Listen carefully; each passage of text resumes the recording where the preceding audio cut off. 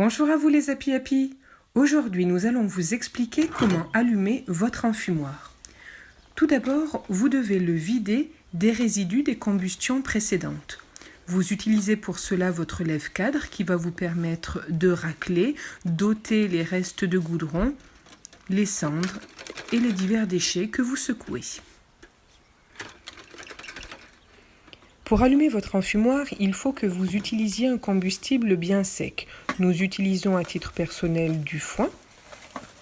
L'objectif dans un premier temps sera d'obtenir une grande flamme. C'est pour cela que notre première poignée de foin, nous ne la tassons pas. On va essayer d'obtenir cette grande flamme en allumant cette poignée de foin par le dessous. Vous pouvez le faire soit avec une feuille de papier, soit comme Fred actuellement, avec un bâtonnet d'allumage. Par contre, s'il vous plaît, bannissez les produits synthétiques, les cartons ou les tissus dont les fumées sont toxiques.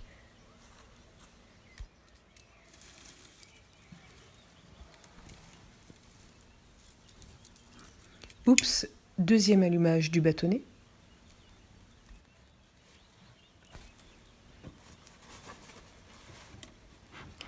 Voilà la grande flamme dont je vous ai parlé.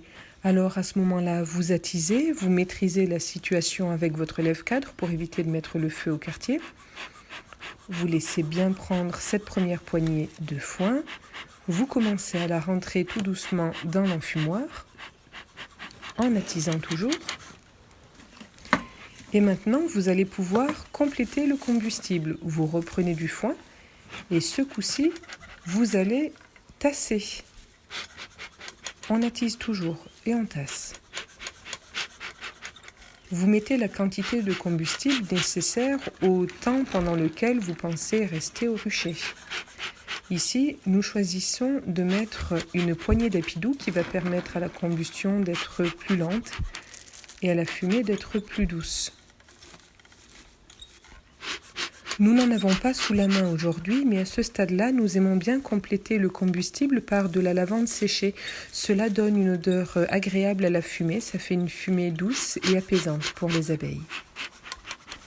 Dernière étape, quand vous avez mis tout le combustible nécessaire, vous complétez par une poignée d'herbes vertes que vous pouvez mettre soit sur le dessus du combustible, soit dans le trou de sortie de l'enfumoir. L'objectif est en fait de faire une fumée blanche et une fumée plus froide qui n'agressera pas les abeilles. Vous êtes désormais prêt pour aller travailler au rucher en parfaite sérénité. Pour ce qui est des modèles d'enfumoir, ils sont peu nombreux. Le plus commode est dit de type américain, en acier inoxydable, de gros volume et de gros débit, avec une grille extérieure de protection qui évite de se brûler et accessoirement de brûler la moquette de la voiture. Allez Fred, au boulot, les abeilles t'attendent. Comme il n'est pas rare que l'enfumoir soit encore allumé quand Fred rentre du rucher, nous avons choisi de mettre à l'arrière de notre véhicule ce porte-enfumoir magnétique. Comme ça, la fumée se diffuse à l'extérieur et non pas à l'intérieur de l'habitacle.